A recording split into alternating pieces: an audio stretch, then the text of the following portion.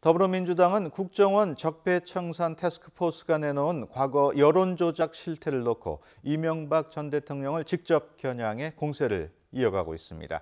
이 전 대통령 측은 공식적인 반응은 내놓지 않고 있지만 긴장감 속에 향후 대응 방안을 준비하고 있는 것으로 알려졌습니다. 이정원 기자입니다. 이명박 정부 시절 국정원이 민간인까지 동원해 여론조작에 나섰다는 조사 결과가 나온 이후 민주당은 연일 집중 포화를 이어갔습니다.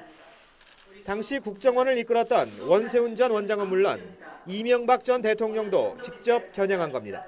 국가정보기관을 정권의 하수기관으로 전락시킨 자들에 대해서는 매국노에 준하는 엄벌을 내려야 할 것입니다. 이 사건 배후에는 당시 청와대가 있다는 것은 주지의 사실입니다. MB 정부는 정권 차원에서 정권 임기 거의 대부분을 여론 조작에 몰두했다고 봄이 상당합니다. 댓글 조작팀과 또 별도팀, 여기에 MB가 관여됐다라는 추론이 가능합니다. 이명박 전 대통령을 겨냥한 날선 비판은 국민의당 역시 마찬가지입니다. 국정원뿐만 아니라 권력기구를 통한 여론조작 사건이 이명박 정부에서만 있었던 일이었는지, 그 이후 박근혜 정부에서는 없었는지 여부도 추가로 밝혀내야 합니다.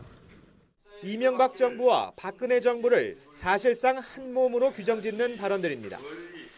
박근혜 정부에서 수사가 진행됐던 만큼 진실규명을 위해 국정원 댓글 사건을 전면 재수사해야 한다는 입장과도 일맥상통합니다. 자유한국당은 여론조작을 들춰낸 국정원 적폐청산 TF의 조사 과정 자체가 불법이라고 주장하며 대응팀까지 꾸려 본격적인 역공을 준비하고 있습니다. 국정원 직원도 아닌 이 민간 외부인들에게 비밀 자료를 제공해서 조사를 하도록 하는 것은 국정원 업무 성격과 또 법의 기본 취지에 어긋난다는 것입니다. 이명박 대통령 측은 공식적인 대응은 일체 자제하고 있지만 격양된 측근들의 반응에서 긴장감을 엿볼 수 있습니다. 공이 검찰로 넘어가 과거 국정원의 여론조작 실태에 대한 수사가 본격화할 경우 이명박 전 대통령 측의 반발도 수면 위로 올라올 것으로 보입니다. YTN 이종원입니다.